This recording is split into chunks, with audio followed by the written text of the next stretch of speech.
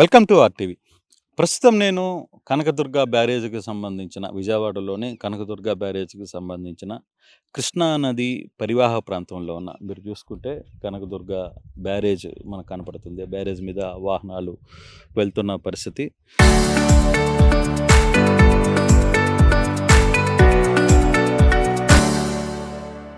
మామూలుగా సుదీర్ఘ ప్రాంతం నుంచి కృష్ణా నదిలోకి వాటరు రావచ్చు. మరోవైపు మరికొద్దిగా కొన్ని రోజుల్లోనే గోదావరి వరద కూడా ఈ ప్రాంతానికి చేరుకునే ప్రయత్నం జరుగుతున్న నేపథ్యం మనం చూడొచ్చు. ఇదంతా కూడా ఇది విధంగానే కృష్ణా నదికి చేరుకునిన తర్వాత కృష్ణా నదిలో నుంచి ఈ బ్యారేజ్ కిందగా దీని మీదుగా నేరుగా సముద్రంలోకి కలిసే వారధి దగ్గర నేనున్నాను. అయితే ఈ వారధిలో జరుగుతున్న ఇక్కడ అధికారుల నిర్లక్ష్యానికి గురవుతున్న ఈ వారధి సంబంధించిన కొంత సమాచారాన్ని నేనిప్పుడు ఆర్టీవీ ప్రేక్షకుల ముందు ఉంచబోతున్నా.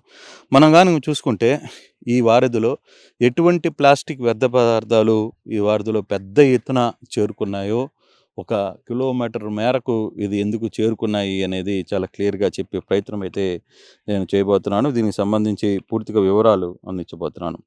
బేసిక్‌గా ఇక్కడ ఇసుక తిన్నెల మీద ప్లాస్టిక్ వనంలా కనిపిస్తున్న ఈ ప్రాంతం విజయవాడ కనకదుర్గ వారధి దిగువనున్న కృష్ణానది పరివాహ ప్రాంతంలోనిది. ఇక్కడ నగరంలోని కృష్ణలంక, రాణిగారి తోట, తర్వాత ఇతర ప్రాంతాలకు సంబంధించిన వ్యర్థాలన్నింటి కూడా ఈ ప్రాంతంలో నుంచి నేరుగా అండర్ గ్రౌండేజ్ పైపుల ద్వారా ఈ ఈ కాలువలోకి దీని పైపుల ద్వారా నేరుగా ఈ పరివాహ ప్రాంతంలోనికి వదిలేస్తున్న నేపథ్యంలో ఎటువంటి వ్యర్థాలు ఇక్కడికి వస్తున్నాయి మనం కానీ చూడవచ్చు. పెద్ద ఎత్తున ఇక్కడ వ్యర్థాలు వస్తున్నాయి. దాంతోపాటు ప్లాస్టిక్, తర్వాత ఇతర బాటిల్స్ అని మిగతా చెత్త చెదారం మొత్తం కూడా ఈ ప్రాంతంలోకి చేరుకుంటున్న పరిస్థితి. గుట్టలుగా ఇక్కడ మిగిలిపోతున్నాయి. అంటే వాటర్ అయితే ఇక్కడికి వచ్చిన కృష్ణానది పరివాహంలో కొట్టుకుని వెళ్ళిపోతున్నాయి. ఇవంతా ఇంకిపోయిన తర్వాత అసలు ఈ సమస్య బయటపడుతున్న మన పరిస్థితి అయితే మనం చూడొచ్చు. మనం కానీ చూసుకుంటే ఎంత మేరకు ఇక్కడ కానీ ఈ గుట్టలో ప్లాస్టిక్ వ్యర్థ పదార్థాలు, తర్వాత ఇతర అంశాలు మనకి ఇక్కడ కనపడుతున్నాయో చాలా స్పష్టంగా కనపడుతుంది. ఇది దాదాపుగా కృష్ణాలో ఉన్న కృష్ణలంక, తర్వాత రాణిగారి తోట, ఇతర ప్రాంతాలకి ఈ ప్రాంతంలో ఉన్న వాటన్నిటినీ వ్యర్థ పదార్థాల కాలువలన్నిటిని కూడా ఇక్కడ ఈ నది కృష్ణానది పరివాహ ప్రాంతంలోకి చేర్చడం వల్ల జరుగుతున్న ఒక పెద్ద నష్టం ఇది ఇక్కడ. సో ఇవి పూర్తిగా ప్లాస్టిక్ అంతా కూడా ఇక్కడికి వచ్చి గుట్టలుగా చేరిపోతున్నాయి. వరద వచ్చినప్పుడు వరదలో కొంత కొట్టుకుపోతున్నాయి. మిగతా ఈ ప్రతిరోజు వచ్చే కొన్ని టన్స్ల ఈ వ్యర్థ పదార్థాలు మొత్తం కూడా ఇక్కడికి వచ్చి ఆగిపోతున్న నేపథ్యం. పూర్తిగా కూడా ఈ ప్రాంతం మొత్తం కూడా మనం ఒక ప్లాస్టిక్ ఇసుక తన్నుల్లాగా కనపడుతున్న నేపథ్యం మనం చూస్తున్నాం. ఇక్కడ చూసినా అక్కడ చూసినా దాదాపుగా ఒక కిలోమీటర్ల మేర ఇదంతా కూడా చూడొచ్చు. ఇక్కడ తర్వాత ఆ ప్రాంతంలో కనపడుతుంది. ఎక్కడ లోతట్టు ప్రాంతం ఉంటే అక్కడ ఇవన్నీ కూడా వచ్చి ఆగిపోతున్న నేపథ్యం. అయితే ఇప్పటికే ఈ సమస్య మీద ఈ ప్రాంతంలో ఉన్న అధికారులకి చాలామంది స్థానికులు చెప్పే ప్రయత్నం చేశారు.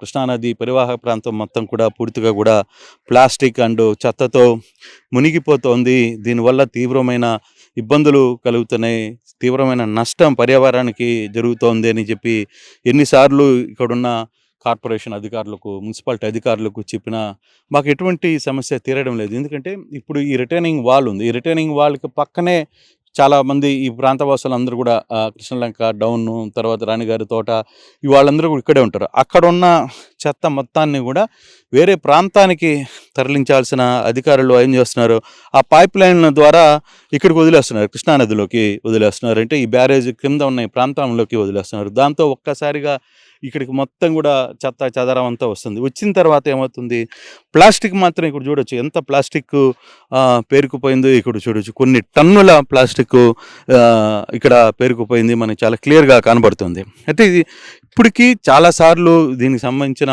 అధికారులకి, తర్వాత పర్యావరణానికి సంబంధించిన కొంతమంది శాస్త్రవేత్తలు, పర్యావరణకు సంబంధించిన కొంతమంది నిపుణులు వీళ్ళందరూ కూడా దీనివల్ల చాలా పెద్ద నష్టం రాబోయే రోజుల్లో జరగబోతుంది అని చెప్పి చెప్పినప్పటికీ కూడా ఎవరు అధికారులు దీని మీద చూడలేకపోతాను. దీన్ని ప్రస్తుతం చూడొచ్చు.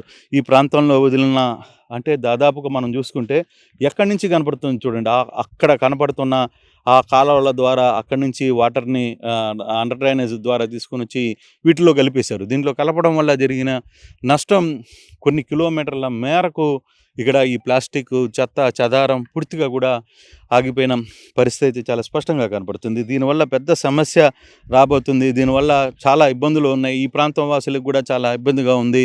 మాకు కృష్ణానది ప్రాంతంలో చాలా వరకు ఏందంటే ఇక్కడి నుంచి నీళ్లు ఎండిపోయిన తర్వాత లేదు నీళ్లు సముద్రంలో కలిసిపోయిన తర్వాత చాలా ప్రాంతాల్లో ఈ ఇసుకకి సంబంధించి ఆధారపడి మేమంతా కొంత జీవించే ప్రయత్నం కూడా చేస్తారు. ఇక్కడున్న చుట్టుపక్కల వాళ్ళందరూ ఏం చేస్తారంటే ఇక్కడున్న ఇసుకను చిన్న చిన్న బండ్ల ద్వారానో లేకపోతే ఇతర అంశాల మీదనో తీసుకుని వెళ్ళి కొంత ఇంటి అవసరాలకు లేదు కొంత 200, 300 రూపాయలకి అమ్ముకునే ప్రయత్నం చేస్తుంటారు. బండ్ల మీద తీసుకుని వెళ్ళే ప్రయత్నం చేస్తుంటారు. కానీ ఈ ఈ ఏదైతే ఈ ప్లాస్టిక్‌కి సంబంధించిన ఆహారం ఈ చెత్త చెదారం ఇక్కడ పేరుకుపోవడం మనం చూడొచ్చు. ఎంత దూరం నుంచి ఈ కాలువ ఎక్కడి నుంచి మొత్తం ఈ మురికి నీరు మొత్తం కూడా ఈ కృష్ణా నదిలో కలిసిపోతోంది.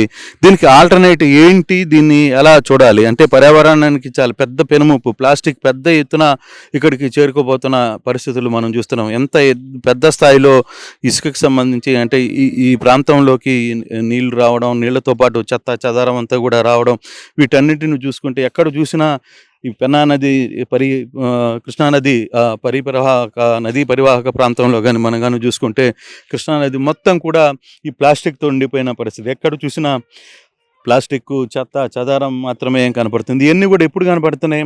ఎప్పుడైతే ఈ పరివాహం మొత్తం కూడా అంటే పైనుంచి వచ్చే గోదావరి కావచ్చు, లేకపోతే కృష్ణా జలాలు కావచ్చు, ఇవన్నీ కూడా నిండి వెళ్ళిపోయిన తర్వాత ఒక్కసారిగా ఇక్కడున్న చెత్త, చెదారం అంతా కూడా బయటపడుతున్న పరిస్థితి మనం కనపడుతుంది. అయితే ఇప్పటికీ అధికారులకి పెద్ద ఎత్తున దీని మీద చెప్పే ప్రయత్నం చేశారు. అధికారులకి చూపించే ప్రయత్నం చేశారు. అధికారులకి ఈ అంశాన్ని స్థానిక ప్రజలు వాళ్ళ దృష్టికి తీసుకువెళ్ళే ప్రయత్నం చేస్తారు. కానీ విజయవాడ మున్సిపాలిటీ లేదు విజయవాడ కార్పొరేషన్ విజయవాడ కార్పొరేషన్‌కి సంబంధించిన కావచ్చు, ఈ ప్రాంతాల్లో ఉన్న అధికారులు వీళ్ళెవరు కూడా దీన్ని పట్టించుకోకపోవడం. దానివల్ల ఈ ప్రాంతం అంతా కూడా పూర్తిగా కూడా చెత్తా చెదారంతో నిండిపోయింది.